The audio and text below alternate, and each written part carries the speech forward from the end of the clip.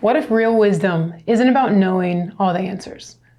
In today's episode, we're drawing from one of the most timeless truths passed down from Socrates, the idea that the only true wisdom is in knowing you know nothing. What if curiosity, not certainty, is the key to leadership and freedom?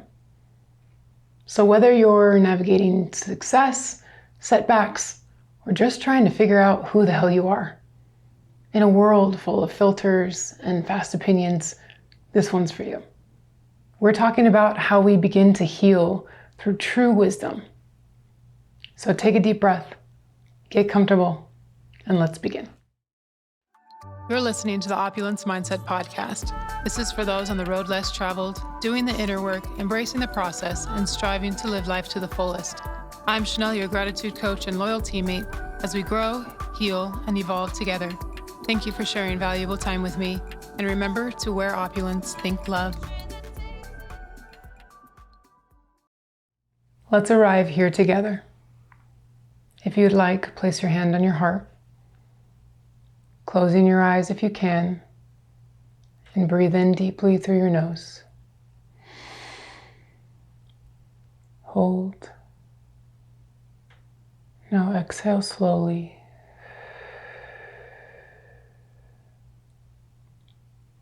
Feeling your heart's rhythm. Feel the truth within you waking up. Again, inhale presence.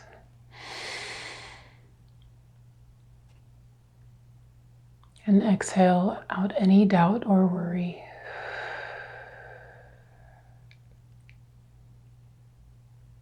You are awakening.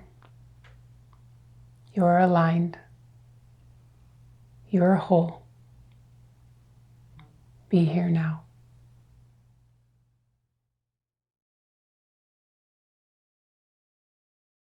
Welcome to the Opulence Mindset Podcast, a space where we unlock our unlimited potential, align with our most authentic selves, and vibrate daily in abundant gratitude.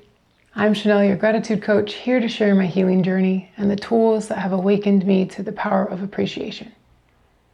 Today, we're talking all about ego, resilience, and why Stoic philosophy might just be the most quietly powerful healing practice in this divine chapter of human experience and season of soul remembrance within the Western world.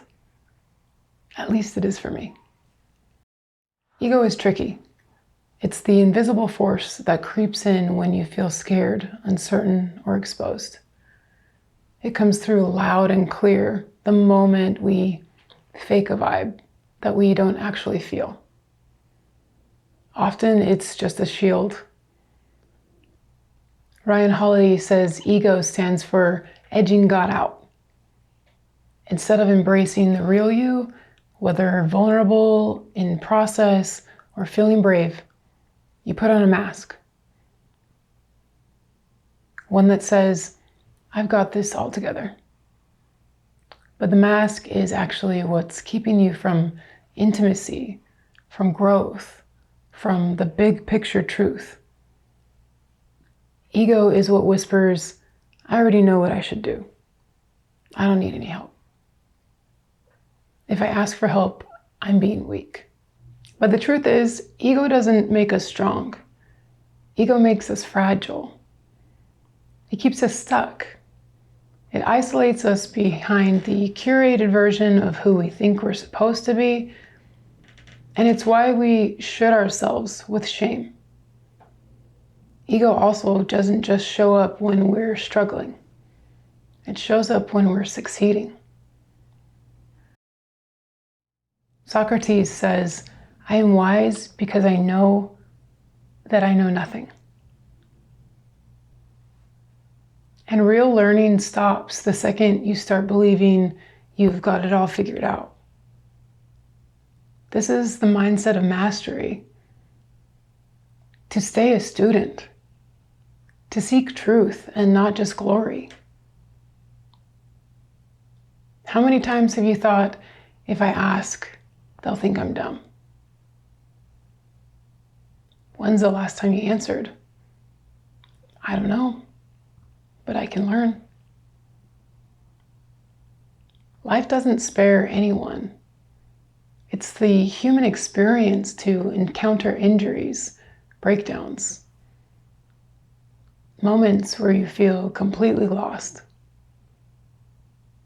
So if your self-worth is built on the applause, the validation, the external markers of success, when the applause is not there, you assume you failed. The Stoics are a group of ancient philosophers who practice a school of thought called Stoicism, which originated in Greece around 300 BCE. Its most famous voices came during the Roman Empire, like Marcus Aurelius and Seneca. The Stoics practice resilience as a mindset, not just a survival skill. They lived believing every setback is an invitation. Every answer no is a redirection. Every breakdown is preparation for something deeper. In modern society, we are so influenced to chase numbers and likes and titles and flash appeal. But success without inner alignment, that's not success. That's exhaustion. Ryan Holiday, award-winning author of Ego is the Enemy, shares how even after writing a best-selling book, he caught himself obsessing over whether it made the right list, whether the algorithm noticed, whether the reviews came in fast enough. And then he stopped. He asked himself, did I write the best book I could at the time? And the answer was yes.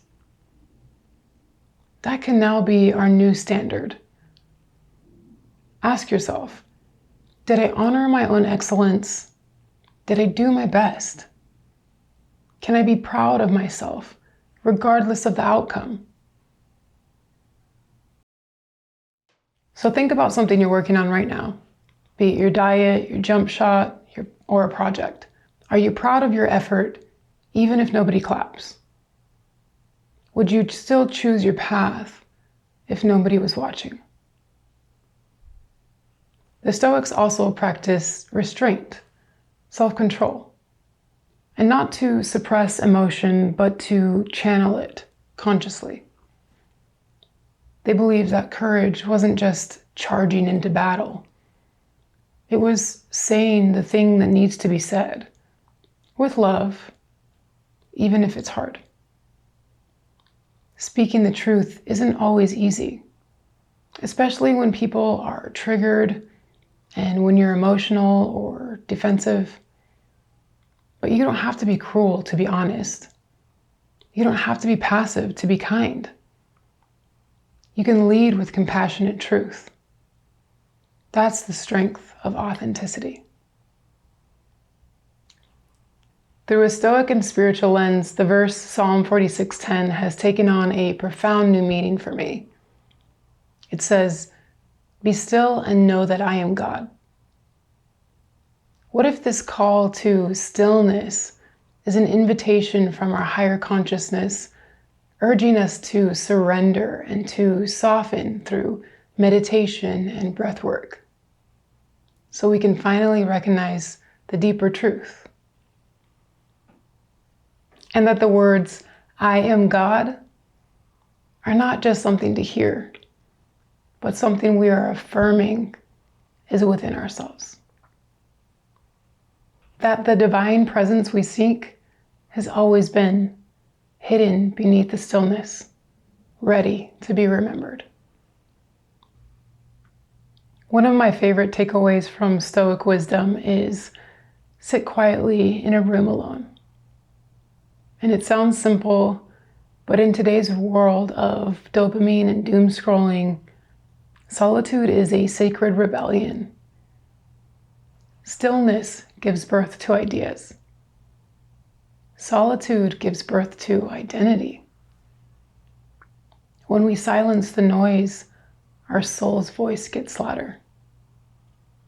Journaling, walking, ditching the algorithm to check in with our actual emotions, these are modern day rituals of resilience. The Stoics held a coin in their pocket with the words memento mori, which translated to remember you will die. And this wasn't a reminder to fear death. It was about remembering the urgency to live. We don't have forever. So stop wasting time proving yourself to people who have a different purpose. Stop waiting to be perfect before you begin your work, your healing, sharing your love. It's all happening now. And I give you this knowledge to carry with you. You are not your ego. You are not your job title. You are not your bank account. And you are not what they think of you. You are your character. Your ability to return to your values when no one else is watching. You are your willingness to be a student of life again and again. Visualize with me. Whatever you place in front of a fire becomes its fuel, good or bad. Everything you've faced, everything you've felt, it's all been fuel for your fire. And this heat isn't a punishment. It's a process of your rising. You're crafted by it. Your presence and input are sacred to me. Thank you for holding space for us to share this level of vulnerability. The fact that you're here means you're already stepping into your own knowing, and that we are aligned in a collective evolution. Podcasting offers a unique opportunity for deep personal connection, one that often feels more intimate than what we experience on other forms of social media. Because through this platform, no matter where you are right now, no matter what timeline you're in, it's like I'm sitting right next to you, saying, hey, you're not alone. You're loved. And I want to help. Trust that the opulence mindset perspective shift is supporting your personal growth and well-being. To all the listeners who follow along in this journey, thank you. I cannot do this without you. The divine love in me recognizes the divine love in you. May the eternal light of this shared experience journey to the great beyond in perpetuity. Until next time, wear opulence, think love, and so it is. Amen.